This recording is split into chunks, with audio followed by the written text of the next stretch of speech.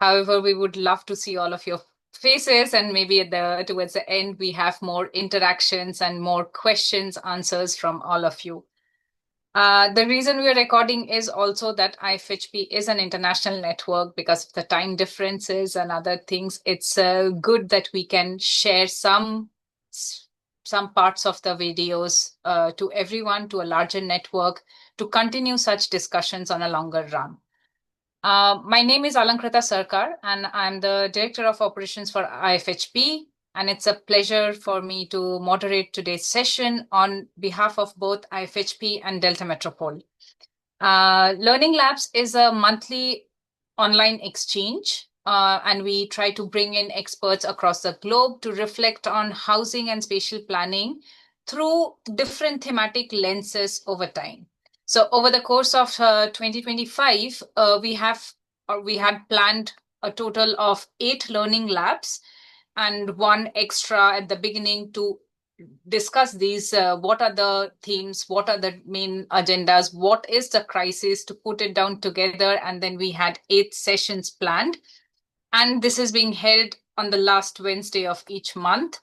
Today, we are already on the 7th lab of the series. So great to have all of you here, but I'm happy to also share that in the last 6 labs, we have had around 20 to 30 people throughout the sessions. Some of you probably are coming back again, some new faces on the subject, but we are here to explore how planning crisis around the housing quantity and quality discussion is shaping our urban futures. So if you're interested to revisit the earlier sessions, or if you are interested what has happened, what themes has been discussed, or who are the network, how this series has evolved, you can read more and access the material through our website. Maybe Ava, you can put the link in the chat box, then everyone can look that up. We have put some takeaways and there are some YouTube links for some videos. And today I'm even a bit extra happy because before we start the main session, I'm very happy to share some news with you. IFHP has officially begun a new chapter in Rotterdam as of last week. So after more than a decade in Copenhagen, the Federation has now returned in the Netherlands, and together with Deltametropool, as well as the IFHP community, we warmly welcome the Secretariat to work together as a shared base in Rotterdam. This transition marks not just an organizational relocation, but also a renewal of the international mission to be able to connect with more global professionals, experts, working in the sector of housing and planning, and to be able to strengthen the bridges between policy planning, design, and housing better. The move was formalized through a lot of governance sessions, but also very interesting roundtable. So today's session actually builds directly on what we discussed last week in Rotterdam, which was more about the housing dilemma, affordability now versus resilience tomorrow. And maybe just one main takeaway from my end, and Regitze is also here. Please feel free to add on to it if you feel like. So one of the main takeaways or one of the main discussion there was that the challenge is to align the urgent need of affordable housing with deeper transformation towards sustainability. So, and the idea that was kept coming back from the ministry, from the municipalities, from the the social housing representatives, from the province, everybody discussed this connecting bottom-up community efforts through design innovations with the top-down frameworks of policy agendas. So how this can be done, that is the question for today. But this was a challenge that was put forward as an important takeaway or an important agenda for IFHP and Deltametropool to work in the upcoming years. And Regitze, just to pause, do you have something to share from last week? Yes, first and foremost, it's a beautiful thing that IFHP continues to go forward and that now IFHP will have its base out of Rotterdam. It's always good for an international organization to be in different positions through time. And the question of housing, of course, has been key to IFHP since its onset. But the way we deliver housing will always have to be revisited and readjusted. And it's important that we keep on revisiting it according to current context. It's quite interesting to see, with many different elections coming up around the world, how much more housing is on the agenda, not only on a municipal level, but we see it going all the way up to national level in various governments in various contexts. I'd like to comment on something that's made the news this morning or last night, that Bill Gates is shifting, the reporters are saying he's shifting his focus as a philanthropist from climate to health and well-being. I'd like to adjust that. The Gates Foundation has always been interested in health and well-being, and health and well-being is at the crux of the delivery of decent housing. So we are on topic, and it does relate to also, of course, where we locate, what are the resiliency of the housing, how it's impacted by climate change. But what it's not that Gates is our visionary, but he has power and he has influence and he has money. But what he's calling for is more immediate impact. And I think delivery of housing can be one way of immediate impact that will benefit on a more immediate basis. So let's think about housing in context of resiliency. Yeah. Thank you so much, Regitze. So in many ways, we touched upon this last week as well, and today's debate also continues in the same trajectory, that if not just affordability, but also resilience, health, welfare, these are not different sides, or let's say affordability and resilience are not two sides of the same coin, then quantity and quality must be viewed as interdependent and rather than competing objectives. So how can we put it together, and how to find the livability aspect crucial in this discussion? Today's discussion, Planning Crisis, Quantity versus Quality, addresses one of the persistent tensions in the planning practice as well. So not just only focused on the housing aspect, but also focused on the planning perspective. And across the globe, we have different kind of crisis, be it housing crisis but different kind of housing crisis as well. The political and the market pressure deliver large number of housing units often overshadows the question of livability. So that's the question that we will be exploring today. How can we scale up the housing production while ensuring that the homes we build contribute to climate adaptation, social cohesion, and well-being, but also how to deal with the climate crisis and housing crisis together. So on that note, I'm delighted to introduce our first speaker, Prachi Rampuria, co-founder of EcoResponsive Environments, who will speak about integrating sustainability and well-being in the housing design. Prachi, the floor is yours, and please feel free to share your screen. Great, thanks, Alankrita. And hi, everyone. Thank you so much for this opportunity. I will share my screen quickly and just let me know. When I'm sharing my screen, particularly when it's full screen, I can't really see anyone. So just let me know from your voice that you can see the presentation full screen your end. Can you see a full screen presentation? Yes, it works. Thank you so much. Perfect. So hi, everyone, again. The focus of this presentation is on eco-responsive approach to design, but the topic of discussion is really what has already been outlined. It is how we balance housing quality with the quantity for the current times we live in. And so even though the following slides will mostly outline and focus on a design approach and a design process, where possible within the time constraints of the session, I will relate it with policy, with land ownership structure, finance models, as well as delivery vehicles and partnerships. Because these aspects, although not directly within the remit of a urban designer or an architect, they critically impact what we are able to produce and how we are able to secure quality in a time of crisis, housing crisis. So I am based in the UK. Just for a bit more background, I have my own design practice, as Alankrita mentioned. And so a lot of the information shared as part of the presentation is rooted in experience as a design practice in a project in the UK. So framing the problem first. So UK is grappling with a major housing crisis. We need 1.5 million homes in 5 years, which is about 370,000 homes annually. And that is a lot, considering the rate at which, housing is delivered in the UK.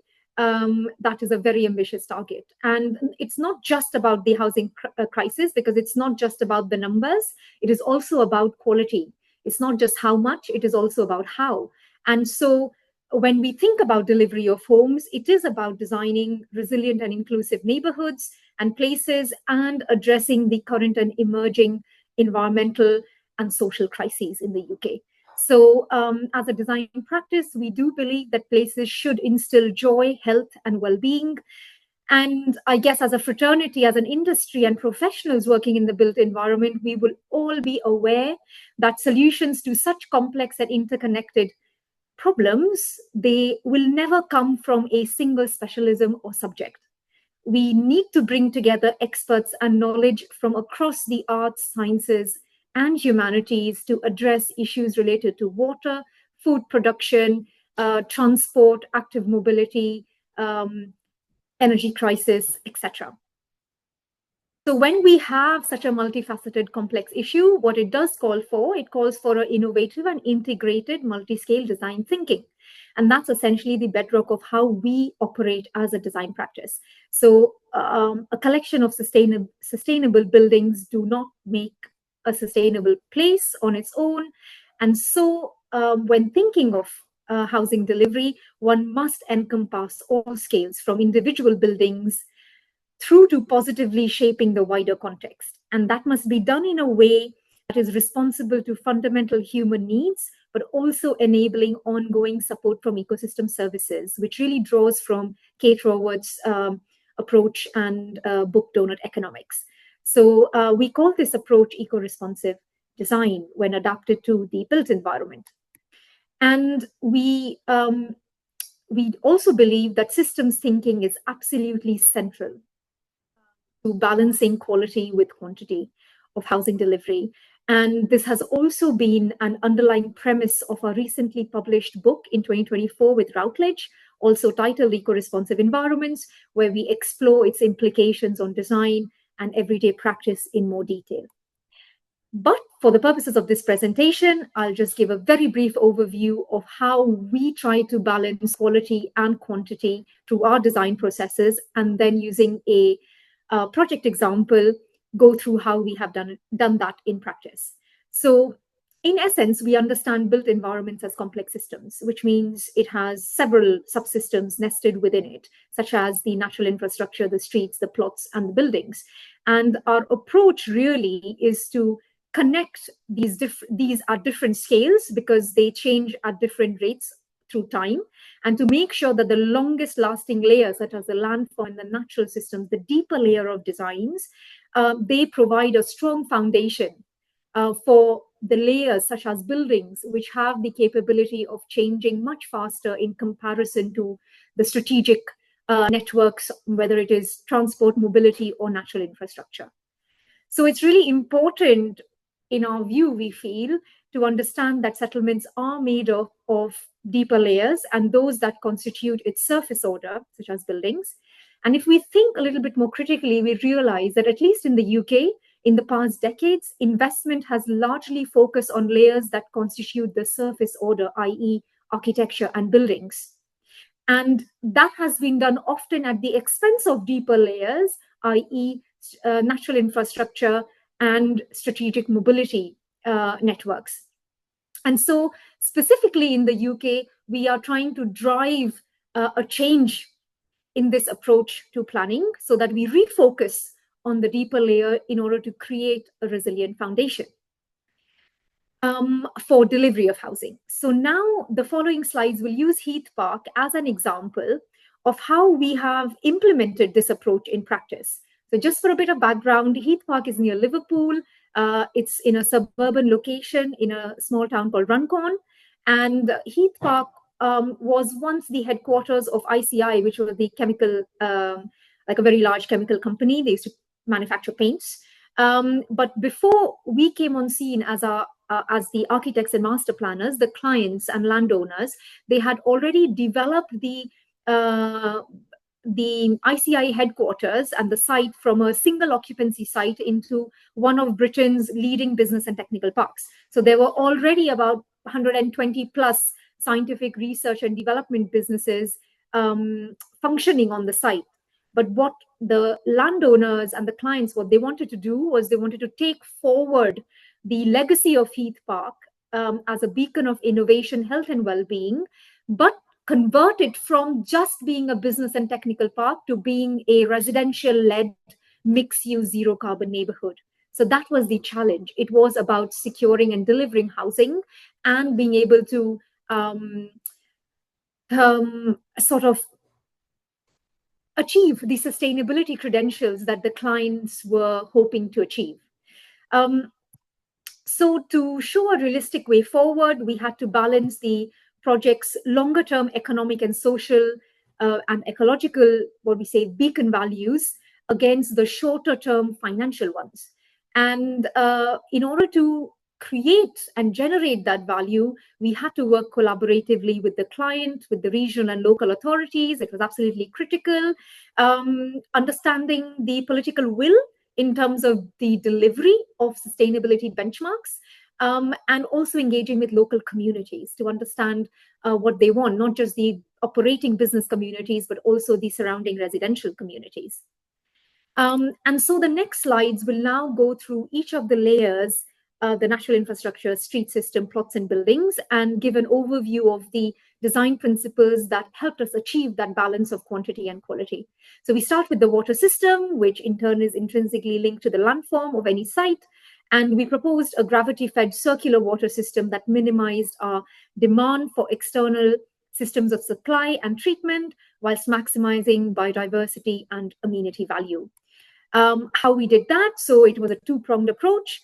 Firstly, the surface runoff was minimized with green roofs and permeable pavements, and drainage from roads and parking areas were captured by swales and rain gardens to create nature-rich environments, nestling everyday life in sort of sounds of birds and how seasons change, etc.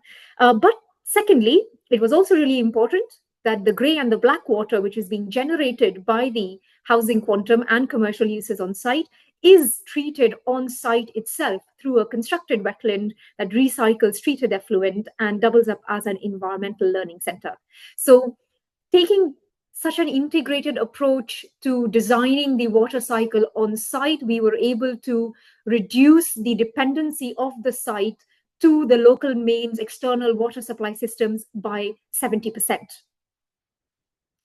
Then we go on to the landscape system or the green system, and we propose to integrate a variety of new ecologically rich spaces connecting through tree-lined streets and courtyard gardens, but within a wider framework, existing framework of nature reserves, sports pitches, parkland, to then kind of not just be green system for within the site, but for it to operate as a part of a much larger network that cuts across and beyond the site. So that was really important for us.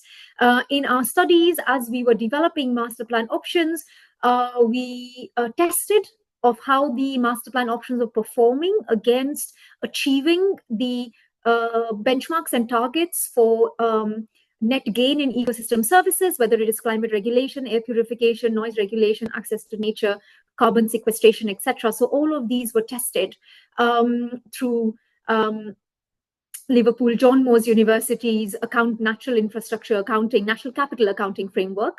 And the preferred master plan was proven to be net positive across all the 6 ecosystem services being considered.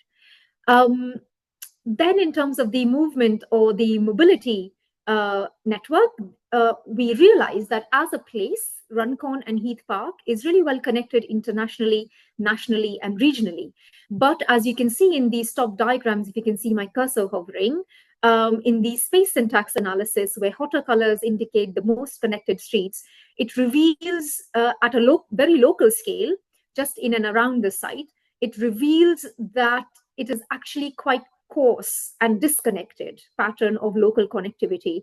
And what this does as a consequence is that it imposes car dependency even for shorter journeys. And this is a chronic problem in the delivery of housing development in the UK. So it's a big question of how do we move away from car dependency, particularly in suburban settings. And so to turn tables around, we proposed a proposed street network linked into existing streets to create a more finer grain and joined up street network that is permeable for all modes of movement. But then in order to limit and filter cars, we designed it as a low traffic neighborhood with landscape integrated streets that prioritizes walking, cycling, and play. There were other integrated measures such as an electric car club, bike hire schemes, increased public transport frequency, which required support of policy, political will, as well as negotiations with the bus operators, so that together they create a sustainable mobility travel plan and are able to work towards the Liverpool City Region's 2030 net zero carbon targets. Then we come to land uses. So once we have our green infrastructure and the street systems, next question is where do we locate which use and how? And so we use the land uses, the existing connectivity, both natural and in terms of mobility networks, to capitalize on areas that can contribute to housing value. We front housing onto there, and areas which are most connected, such as the red and the orange streets, are used to locate commercial and non-residential uses. So uses are basically, they get distributed aligned with the levels of connectivity that different street offers. And this was tested across space syntax. So if, in summary, the Heath Park proposal delivered about 600 homes, 235,000 square feet of offices, affordable artist studio. Within the housing delivery, there was about 30% affordable, and in total, it was more than 6.3 hectares of green space. But another critical question for us really was, how do we phase this project? Because there were businesses operating, and the client did not want the businesses to be impacted even during construction phases. So putting together the phasing strategy in coordination with the business operators was really critical to understand how we can deliver quality throughout the different phases of design from day one, in a way that it enables existing facilities to continue operation throughout construction. So the existing communities, both surrounding housing communities as well as the business communities on site, they can grow together with the new residents around job, housing, leisure, health, and green opportunities. So coming next down to the building scale, enabling vibrant and convivial places, we thought about buildings. So any existing buildings where it had structural redundancy was adapted and reused and retrofitted where possible. All new build form and new building stock was designed, particularly new housing, was designed to be zero carbon from day one, following the LETI UK zero carbon standards and targets and benchmarks. Putting buildings together as coherent urban blocks meant to us being able to ensure that there is a distinct clarity between what are public spaces and what are private spaces, to align with cultural preferences in the UK, and also to allow a range of activities to happen, whether it is more social and convivial activities within the public space or more private activities in the open spaces in private gardens or communal gardens. So with existing buildings, new housing stock and new other new commercial buildings were integrated sensitively, almost like a surgical approach on the site to create these coherent urban blocks that are able to provide the foundation for a vibrant, convivial, and nature-led community life. And lastly, in terms of the last layer that we had to consider in the project was the utilities and infrastructure layer. And in order to respond to the climate and the environmental crisis, we looked at it at 3 scales: site scale, cluster scale, and building scale. And at the site and cluster scales, we had regenerative microgrids of renewable energy, water, and waste. That was able to then maximize energy efficiency and also share resources amongst diverse uses accommodated within buildings. And finally, the aesthetics of architecture. I won't go into a lot of detail, but the idea and the premise was to root it into how we experience natural systems. The beauty, why we enjoy being in the surroundings of nature, is because if we think of nature, it is actually very fractal in its aesthetics. The closer you go, if you're in a forest, you go closer to a tree, you go closer to a branch, you go closer to a leaves, new details are revealed. That is what makes the aesthetics of nature so beautiful, no matter where we are. And it was that kind of principle that we tried to imbibe in the architecture, so that as you're walking along the street, as part of the townscape, you go closer to a building, closer to an entrance, closer to your doorknob, more and more details are revealed. So it can be sort of an learning from nature process, but adapting it to architectural ideas. And so really, in conclusion, I think we kind of had key principles for each of these layers that I've just gone through for natural infrastructure, water and green systems, street systems, land uses, plots, and buildings. And they came together to then create the overall master plan for Heath Park, all connected with regenerative and regenerative utilities, energy, water, waste. So in this particular project, we did come head on with the question of how do we make the most sustainable option, also the most viable one? How do we achieve that balance of quantity and quality?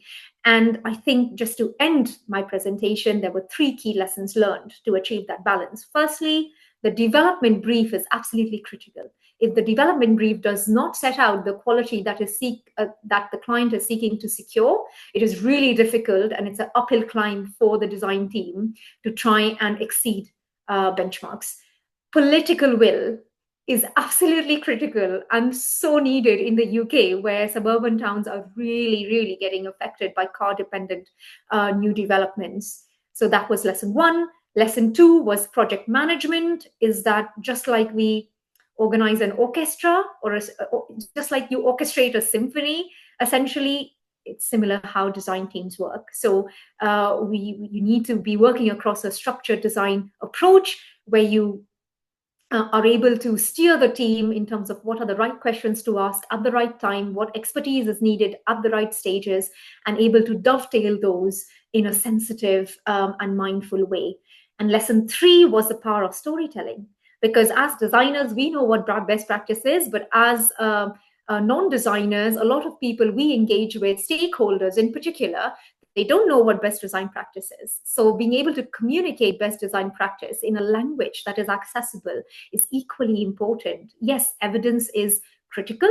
You need to be able to have facts to support your design, but evidence alone is not enough.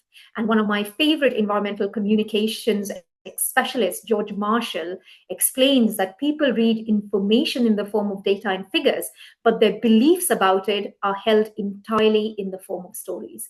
And so through the power of storytelling and narrative, we were able to communicate our ideas in collaboration with the client team to secure that balance for this particular site. But I'll be really keen to sort of learn more about your experience of delivering housing developments and securing that balance from your individual experiences and professional expertise. So thank you so much for listening.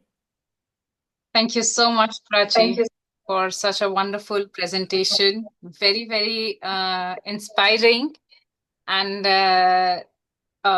great.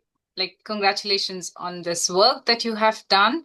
I have a lot of questions, but maybe as I ask some questions, I would also invite others to think of some questions that you would want to ask directly for, particularly for Prachi's research, and then our work, and then we move to the next presentation afterwards. But maybe to start with, thank you so much, Prachi, also to highlight the aspect that how design can play a central role in such transitions, in such systemic change. This is very much validating as well as answering a lot of questions while we go further. You mentioned briefly at the beginning about the stakeholders, or rather, let's say, who is changing this narrative. So you mentioned ICI as one of the central discussion. But my question would be from you, how did the resident or at what time they came into picture, and what kind of contribution could you or inputs did you get from them? Maybe let's start there and then I can Yeah, ask. sure. So generally, just giving a picture, and then I'll come to specifics of Heath Park. So the suburban areas in the UK are kind of, in general, they do go through what we call NIMBYism, which is whenever it comes to the idea of new development, everyone's like, yeah, we would love new development, but not in my backyard. So so it's a big challenge, particularly because in suburban locations, people are used to having large gardens, nice views of the countryside. So as soon as those things get threatened, everyone's eyes and ears are like, this development shouldn't happen. So it is really important to take local communities through a journey and a process of the benefits that the development will be unlocking for them. So that's the process that this particular project adopted. I think we had a two-pronged engagement process with the residents as well as businesses, because businesses were living on the site as the design was being undertaken. So they were also an extremely key stakeholders, and they were probably also living in the local vicinity of the local area.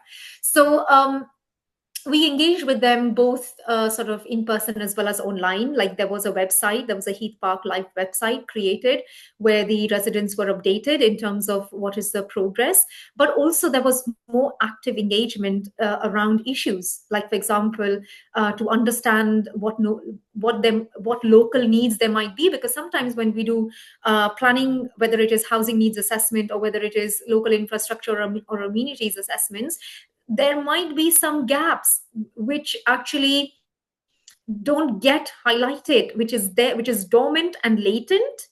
And when you go deeper into engaging with the local community, only then they surface.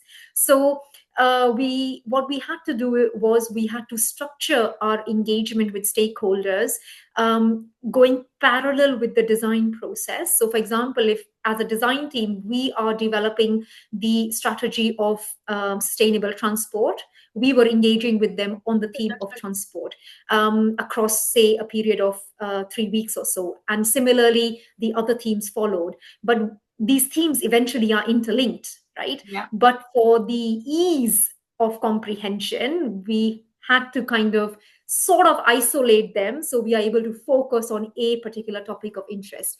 And then eventually we had to bring it all together. We did a lot of you said we did format consultations after every stage of design.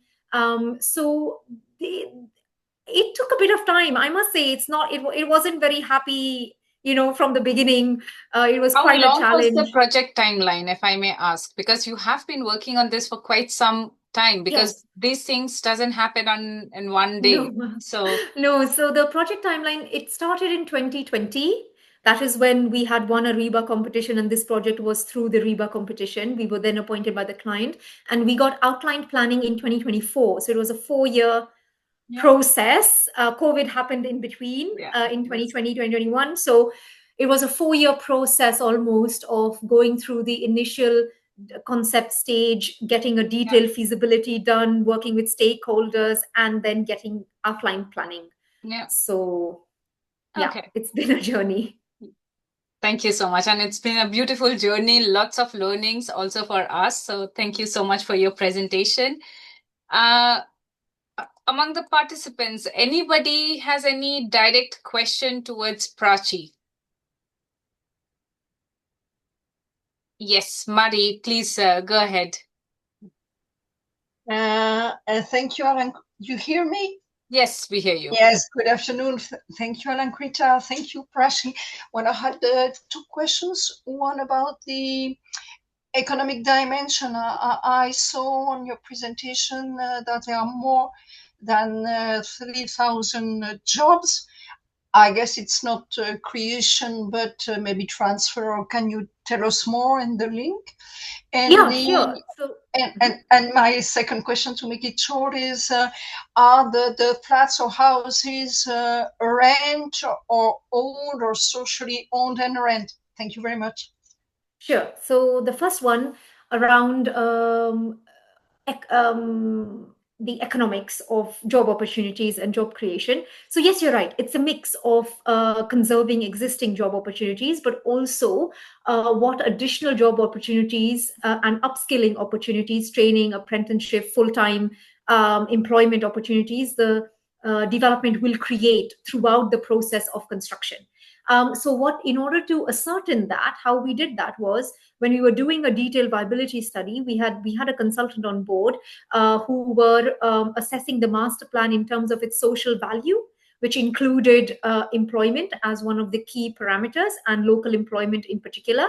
So they were able to assess how many existing employees the master plan is able to retain, which was pretty much all of it, and what sort of additional local employment would this generate because of the construction stages, and also to the existing local supply chains in terms of procurement for the construction stages. So and kind of the new uses on site, such as we had a vertical farm, for example, which didn't exist, and additional commercial spaces, affordable artist spaces that would be generating employment as well. So that sort of a process of social value assessment helped us ascertain the kind of employment figures for the master plan. Does that answer your first question?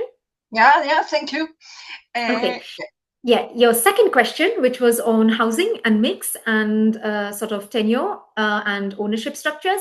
So it's a mix, really. So in terms of when it comes to the, say, total housing is, for example, 600 homes, then of that, 40% is affordable, 60% is market. Usually market housing is either sold as leasehold properties or as freehold properties. So generally in the UK, if you have a full terrace house or a semi-detached or a detached house, those are generally freehold properties because they are on their individual kind of piece of land.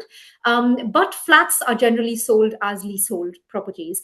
So that's market housing, and that's the general trend in UK. For affordable housing, there's a split. So we have socially rented homes. They are managed either by housing associations or by cooperative housing societies or by local planning authorities.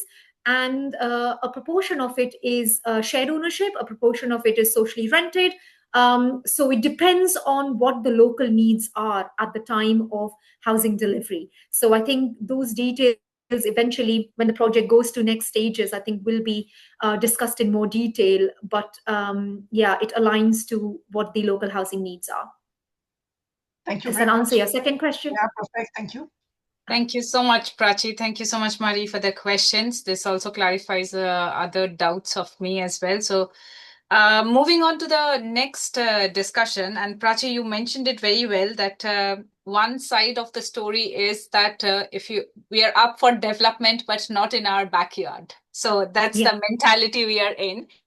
On the other side, and that would be our second speaker for today, we cannot choose a climate not in our backyard. Like if it is a climate crisis, if it is a flood zone area, unfortunately, that's not sits to our choice. So what can we do as citizens there? And that's a story, or that's a research story that I invite Abdi Meher from TU Delft, who will share this perspective on climate adaptive planning and resilience for the Dutch Delta. Abdi, the floor is yours. Thank you very much, Alan. Thanks, Prachi, for your nice presentations. And thank you very much for inviting me and having me today. I'm Abdi Mehtar. I'm a postdoc researcher from the Red and Blue project. I'm working at the TU Delft, Faculty of Architecture and the Built Environment.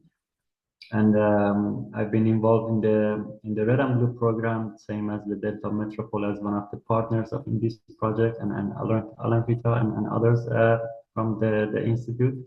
And today I'm going to discuss and also share the research findings that I've been working on over the last months in the Dutch context. That's also in the context of the climate risk management and climate resilience, but it's more focused on the financial sector in the Netherlands. And basically, before I start my presentations, I would like to tell a little bit more about the Red and Blue program. Let me share my screen.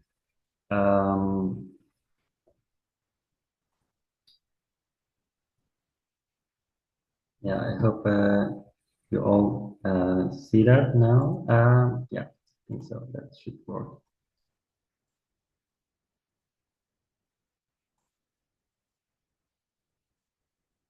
All right. Do you have the screen in full?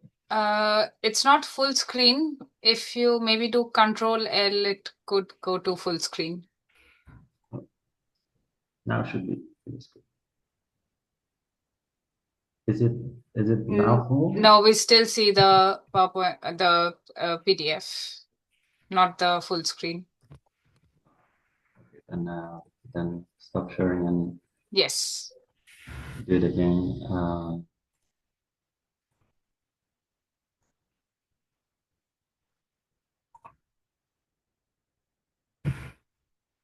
Perfect. Perfect. Good. Thank you. You're welcome.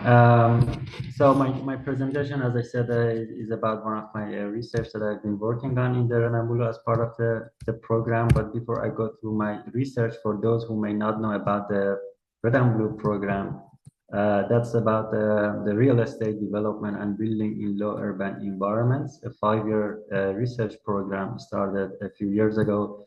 And we are now in the midway of the program, and that's actually basically the transdisciplinary research program funded by the National Wetenschapelijk, the Scientific Research Council in the Netherlands. And the aim of the program, as you see in this slide, we have a large consortium, including different societal stakeholders, also scientific institutions in the Netherlands, about 29, 30 institutions already as part of the consortium. And the aim of the program is to combine relevant scientific and practical insights to co-develop integrated climate risk management for the Dutch Delta. And that's basically the purpose of the program. We bring on stakeholders and facilitate different dialogues and discussions within the program to see how we can co-develop such integrated strategies, and basically what do we mean by these integrated strategies. The program itself is based on different focus areas. So we have 7 work packages working on different interdisciplinary and multidisciplinary topics, ranging from physical climate risk analysis, asset valuation, real estate climate risk strategy assessments, climate adaptive engineering solutions.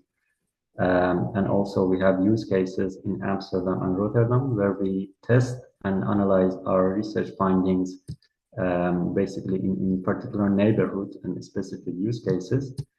And so as part of the program, as I said, we try to also do and facilitate different knowledge exchange sessions that ranges from annual symposiums. We have monthly research sessions between PhD and postdocs. We have expert-focused meetings with societal partners, with investors, with urban planners, with policy developers, and municipalities are involved in this program. And that's actually basically what we do at the Red and Blue. And today I'm going to actually share the research that I've been recently working on that, and that's about how basically real estate and how basically Dutch finance sector, including banks, pension funds, insurers, address climate risks and in their daily life in real estate and infrastructure sector. What do they think about climate risk and what are their approaches and basically insights? And then we can have this overview to better understand what do the Dutch finance sector do in terms of addressing climate risks. And the methodology of the research is based on the collection of different publicly available documents in which I try to compile having a student assistant support publications that already published publicly by banks, insurance and pension fund institutions. And of course, we had coordination and also collaborations with Dutch Banking Association, NVB. So in this research, basically most of the documents came from the banks, and we also had 13 insurance companies and 4 pension fund institutions where we collected their publications to see and to explore how basically they approach climate adaptation in the Dutch context. What do they see as the challenge for addressing climate risk, and what are the solutions and strategies that they look into basically to better understand what's going on in the Dutch finance sector. And for that, I used OpenAI, ChatGPT, basically to go through different publications, as I said, and to also see how we can categorize different sort of insights by asking the model core questions on types of climate risks in focus, and basically the challenges and barriers that different institutions face in, and what do they see as opportunities and adaptation strategies, and basically who is responsible for addressing climate risk. And also we went through the concept of institutionalized logics, which I further explain what does it mean for those who may not know about that. And we would like to explore how different institutions look into the climate risks and what are the conflicts and alignments across these logics, what logics may cause adaptation barriers and what may facilitate adaptation opportunities. And also at the end, I have a few propositions, perhaps for reflection and discussion. I would like to also get your feedback on that. So briefly going through the findings of this research, the types of climate risks in focus, as far as I got from the publications, basically, as you see in this figure, from transition to physical risk, we see that more or less most of the institutions have a balanced approach, looking into transition risk and physical risks more or less in a balanced way, while we see that some of the institutions and banks, for example, like ABN AMRO and also CZ insurance company, they look more into transition risk, while the others like Achmea, ASR, DNB Bank more focus on the physical climate risk analysis. So that was a nice overview.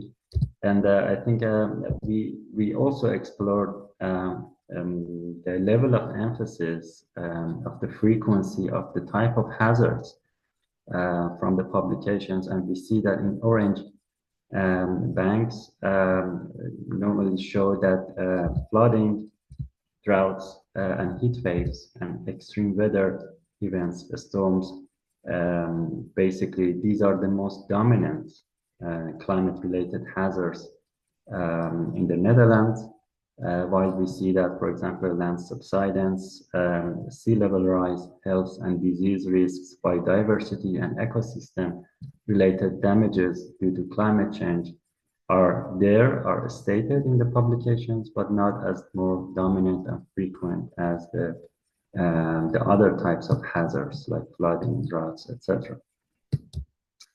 And we also looked into the to know how and in what terms different institutions see challenges in addressing climate risks. And we have this overview that showed that banks, for example, more look into the direct and asset-based risks, looking into, for example, exposure of the mortgage and housing portfolios to hazards. Affordability came out and stood up as one of the more dominant and focused challenge that actually reduces households' ability to adapt to climate change. While if we go through the insurance companies, they mainly actually emphasize the uninsurability of hazards, the main floods, due to, for example, breach of the primary dikes, also from the sea level rise, and also again affordability and protection was another main challenges that insurers also stated in their work. And pricing risks is really difficult. That appears to be one of the challenges because of the data uncertainty and modeling issues. And then pension funds also look into more indirect and methodological challenges on how we can basically integrate physical risk into investment decisions. How do we operationalize? How do we finance the costs and maintenance costs, basically? So that also gives an overview in general on the challenges that different institutions are facing.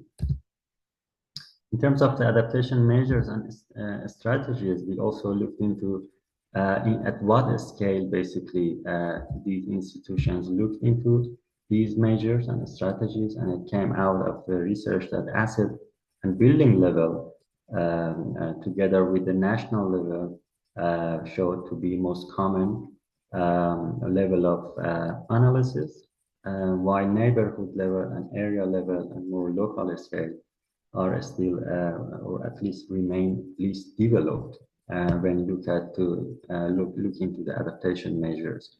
So that also shows different spatial scale in focus within these institutions. And then this is also another slide showing that which banks, which insurance and finance sector basically look into these measures and strategies. For example, on the right side, asset building level, we see that retrofitting, insulation, foundation repair, green roofs, for example, together from other strategies like insurance against flood, heat stress, or scenario testing mortgage portfolios were the most dominant measures stated by the institutions, where at national scale, a national flood stress test, Deltametropool strategies, climate infrastructure funds, green bonds, and portfolio targets were the other focuses at national level.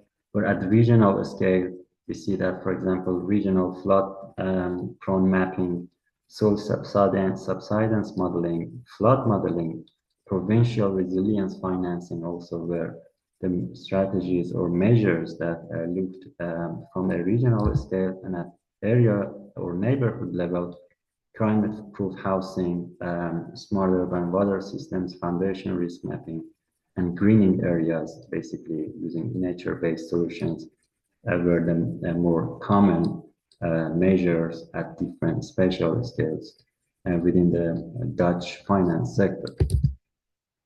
And this slide also shows an overview of different types of measures. So, for example, that's too much information, but in general, we see that, for example, flood risk management at banks and insurers are common. So, different measures in relation to building level physical adaptation and resilience also were common to different institutions, while still we see that flood risk management and dike reinforcement, financing public water defenses, municipal measures, for example, were the most dominant adaptation measures that these documents explained. So some of these measures have been already applied in practice. Some of these measures are proposed, but this actually shows the different perspectives from different institutions on these measures.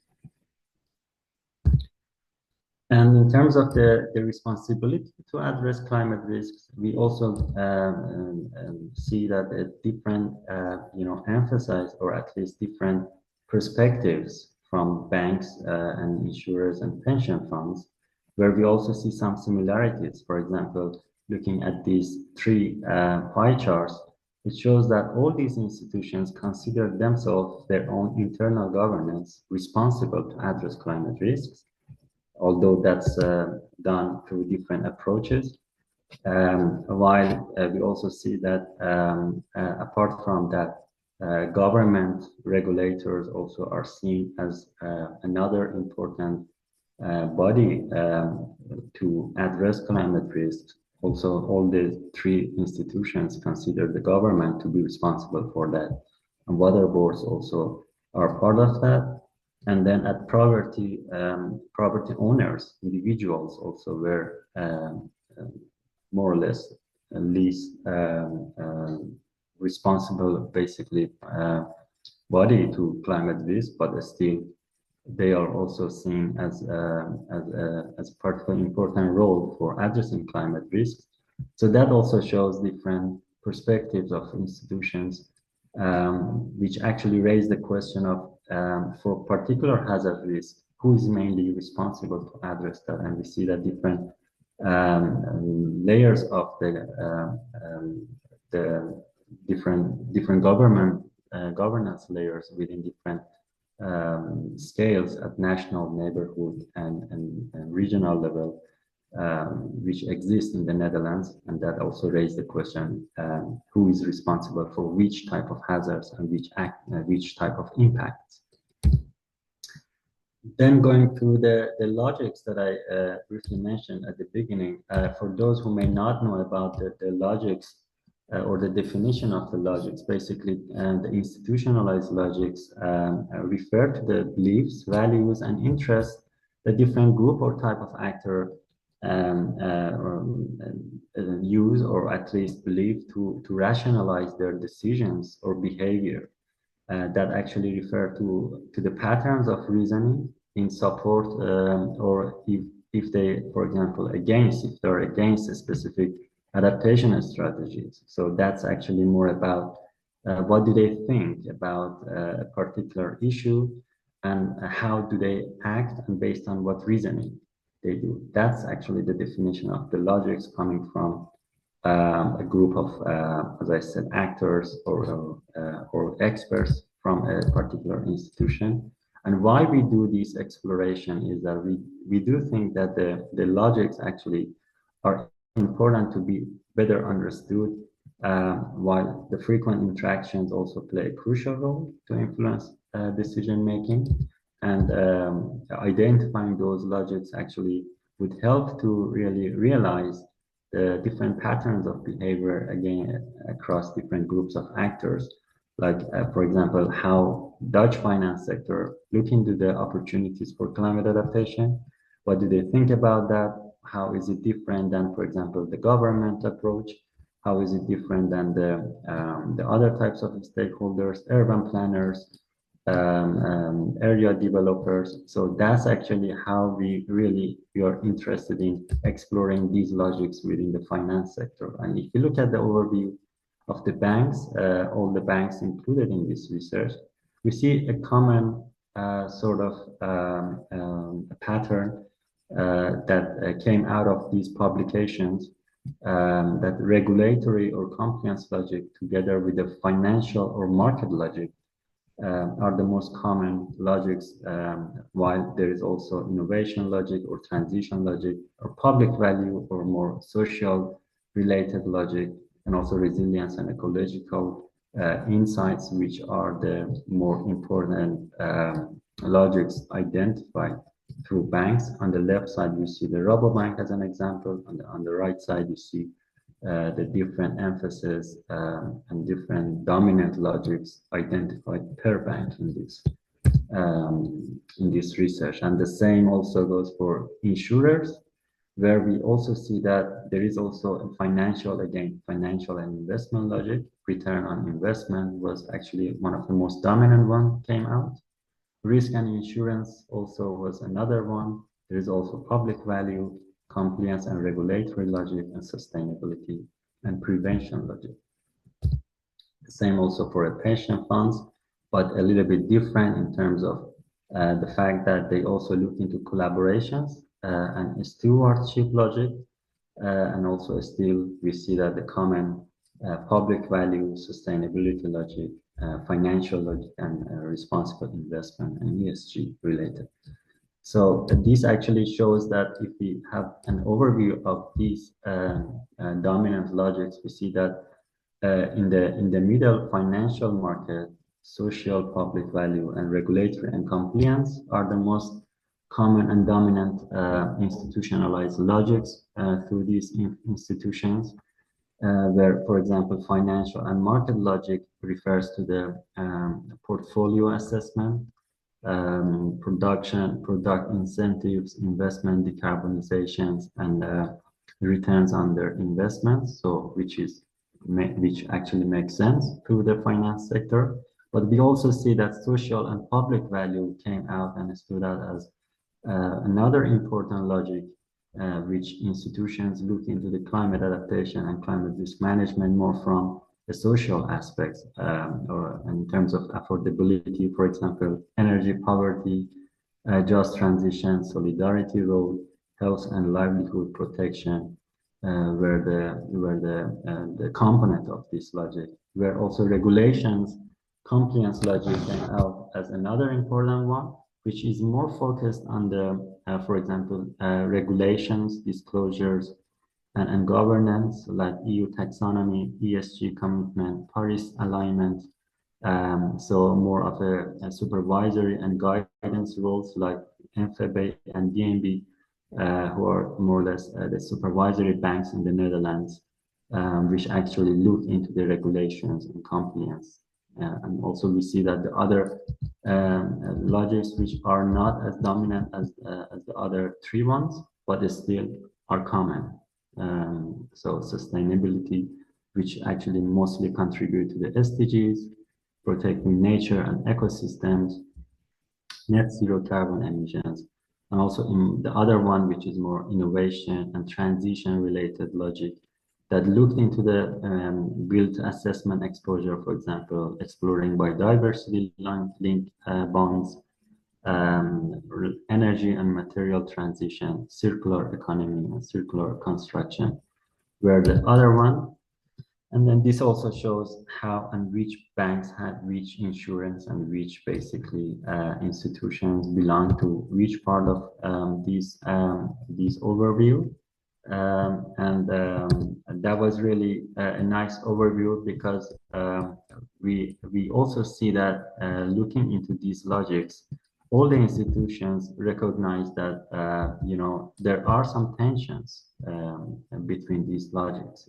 For example, if we look at the insurability limits, that some insurers, for example, stress that some of the major floods are technically not insurable, and on the other hand, we see that we see that from the government and citizens, and there is also a solidarity expectation, where the insurers expect some of the events may not be insurable, but what about the protection? What about insurance coverage? What about the affordability? And there is also a dilemma, given these two different directions, where to actually balance, or where to draw the line between the insurability limits and responsibility. And there is also another tension or conflict raised, we see, for example, between adaptation requirements and affordability for households, where some of the insurers on the left side, we see that increasingly require adaptation measures like green roofs, waterproofing, elevation of the roads, the streets, as a condition for insurance coverage, while on the other side, many households cannot really afford these upfront investments. So that's the question for how we are going to actually go ahead with adaptation measures, while there are two different risk reduction and social equity directions, where to make it more balanced or a more optimum choice in terms of choosing a right adaptation measures, where there are a lot of requirements, but on the other hand, there is also a burden for the citizens, for homeowners, for investments on adaptations. And the other one actually refers to the carbon metrics and ecological resilience, where we see that, for example, on the left side, some of the institutions steer portfolios looking at quantifiable measures and carbon metrics.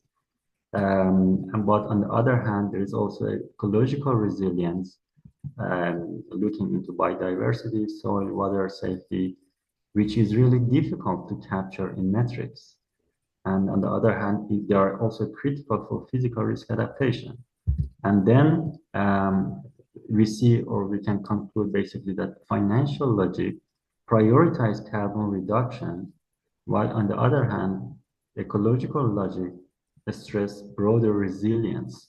And that's another conflict that we saw across these logics. And the last one looked into the different systemic flood risks, where central actors like DNB or MVB highlight that flood is really a dominant systemic threat, and that's a systemic flood risk threat.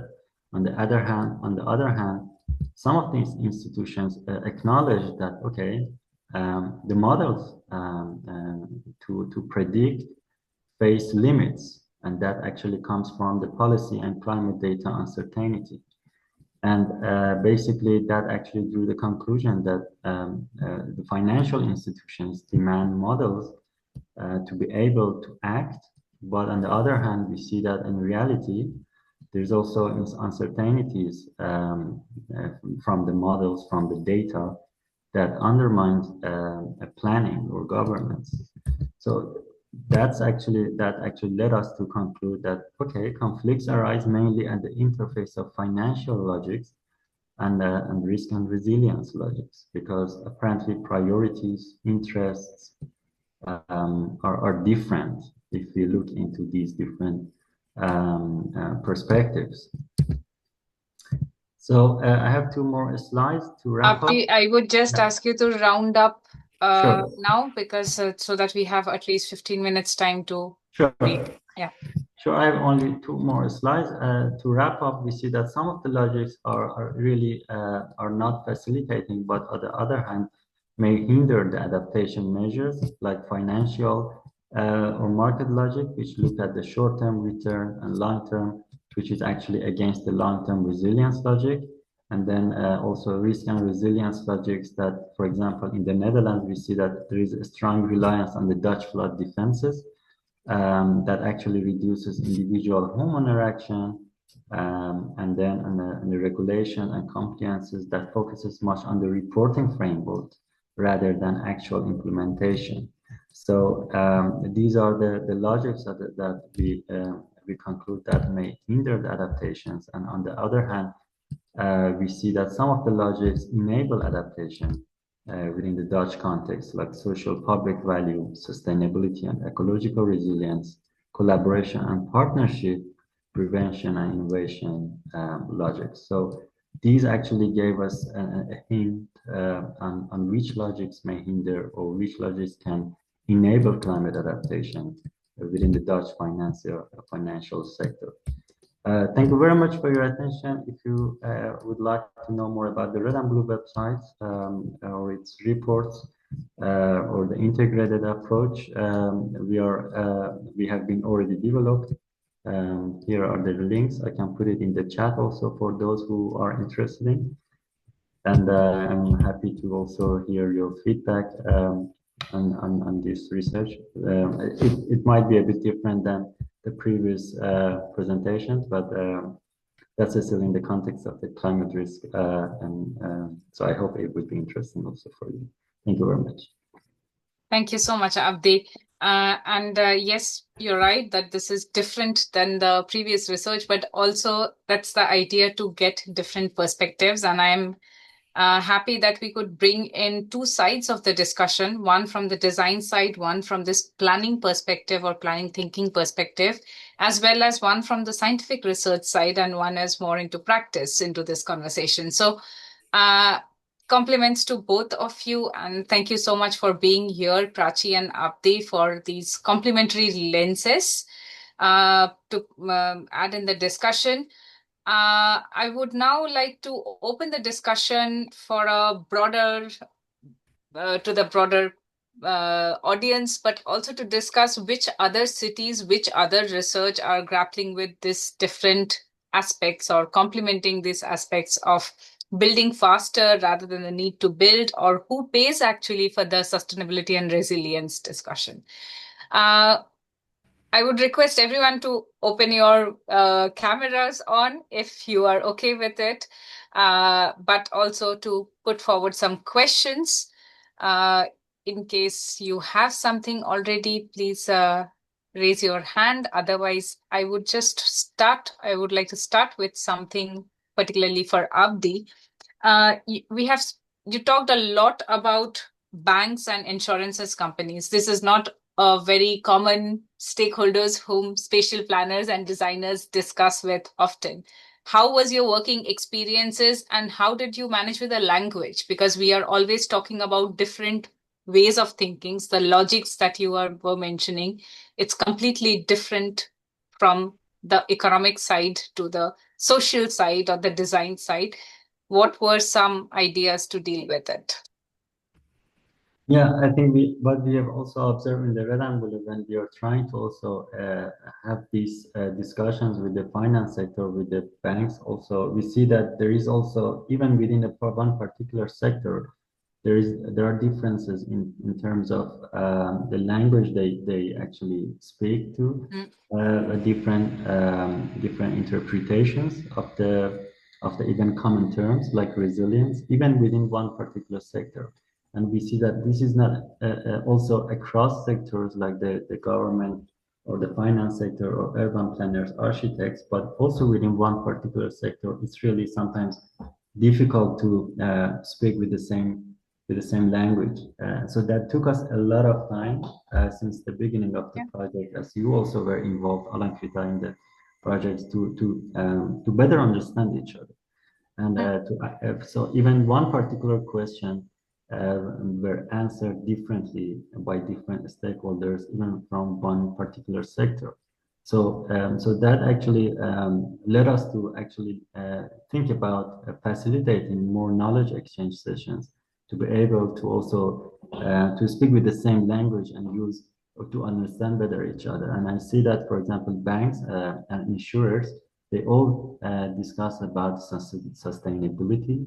They all discuss about these different logics, but in practice, we see that they actually implement different approaches for the same purpose. So one of the aims of the Red Envelope is to actually converge all these different approaches and methodologies. And for example, risk assessments were actually different, and there is a need to standardize at some point. So that was our experiences basically so far. Thank you so much, Abdi. Regitze, you had a question.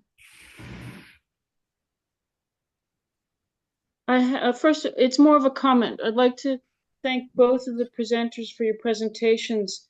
I'd like to share that many involved in IFHP will know, but it's always good to repeat that IFHP has played a part in plays a part in the delivery of the UN Sustainable Development Goals, in the sense that we're a reference group for the UN. We are a consultative body.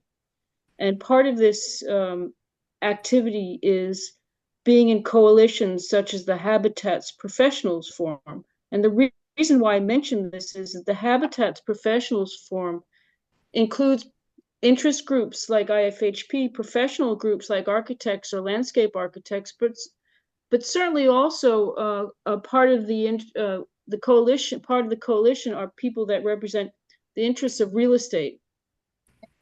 And these are all professionals somehow working with the built environment. So you both are in a coalition, both coming with a design angle, with an understanding, let's say, more of the terrain if it's landscape, but also from the institutional perspective of real estate, which speaks into both of your presentations. So I hope very much that we can continue conversations with both of you, because both of your insight helps us in feeding into what's called the road path towards the delivery of the new urban agenda, which came about in 2016, a year after the SDGs were defined.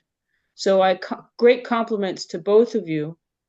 And I would say it's time for IFHP to go back and revisit Liverpool. It's been a while since we've been there as had an event there. But a very early garden city is Port Sunlight, which is on the outskirts of Liverpool. And we are now, being that we're in the Netherlands again. The red-blue discussion, of course, is very present, both in being in the Netherlands. But of course, let's not forget that the places like Liverpool are also on a river, so it's a red-blue discussion there as well. Yeah. Thank you so much, Rakitse. Prachi or Abdi, do you want to add something to this statement, or?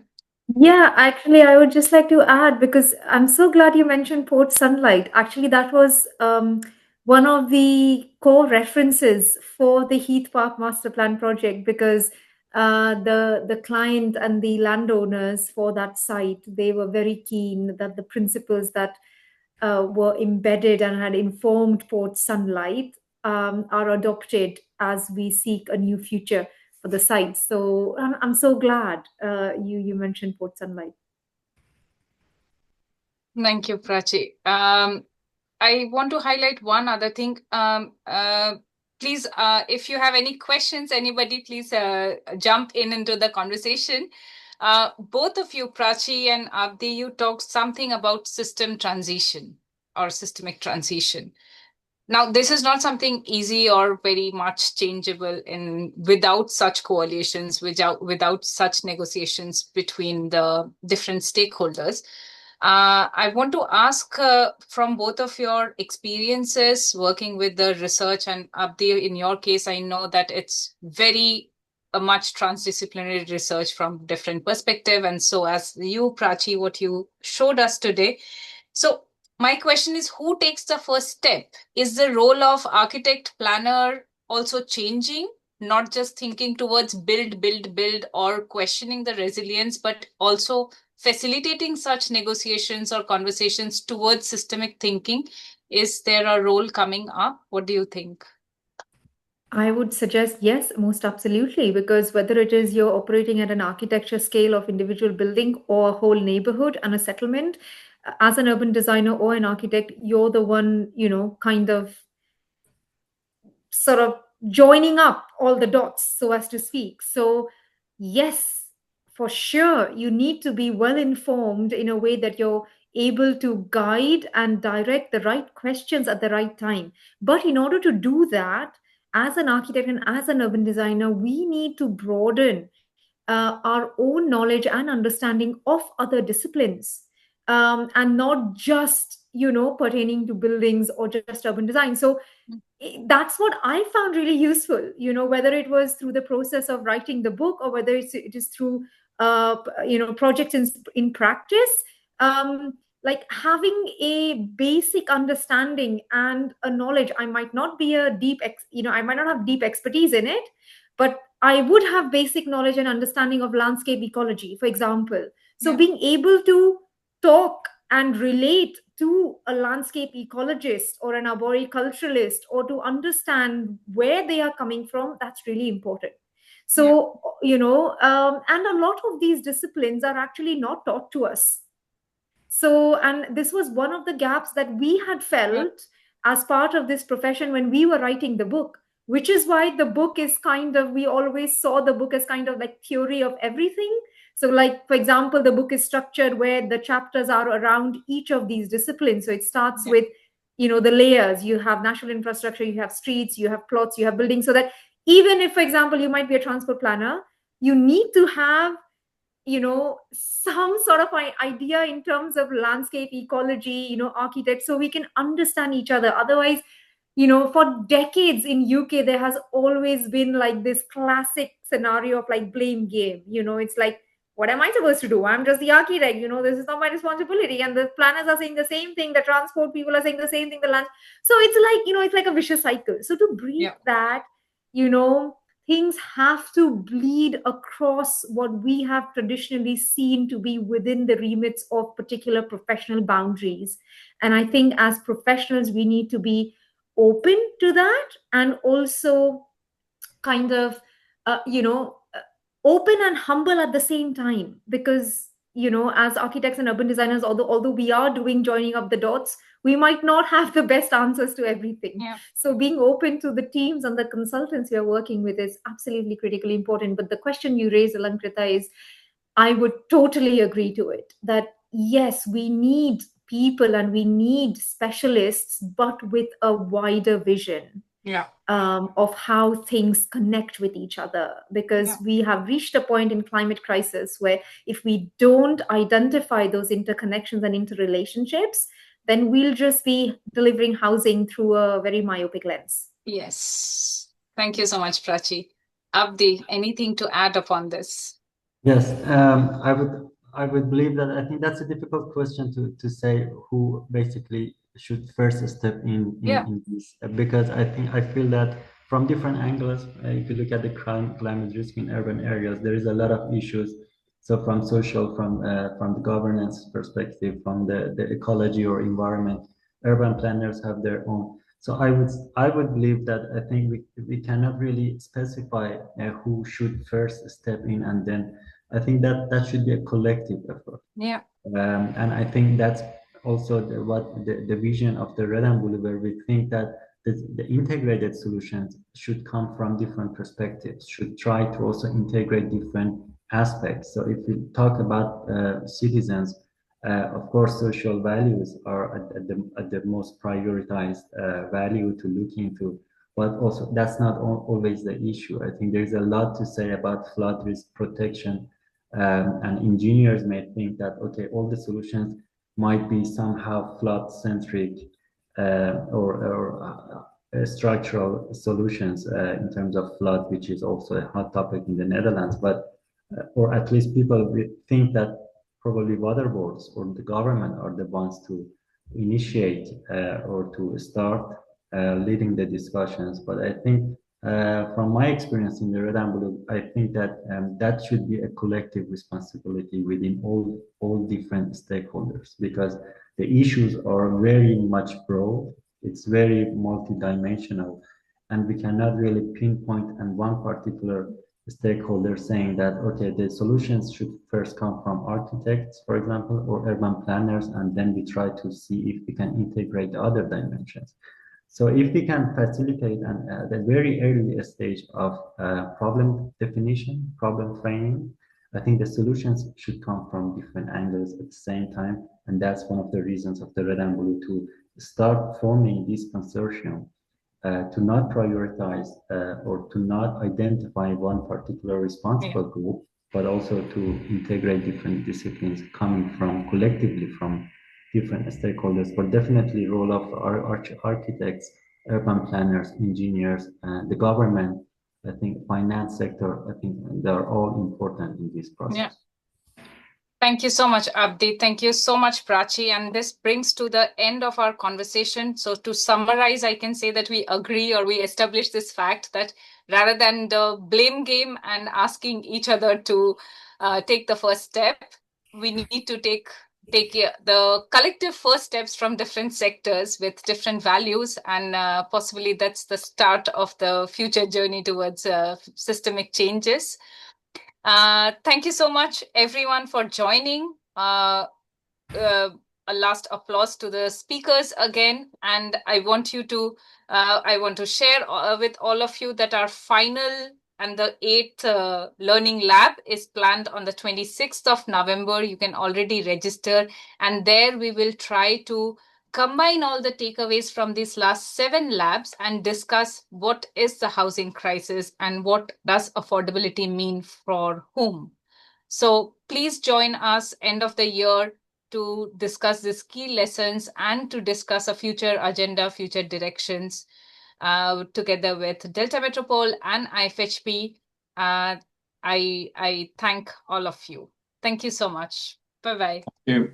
Thank you. Bye-bye. Thanks, everyone. Bye. Bye.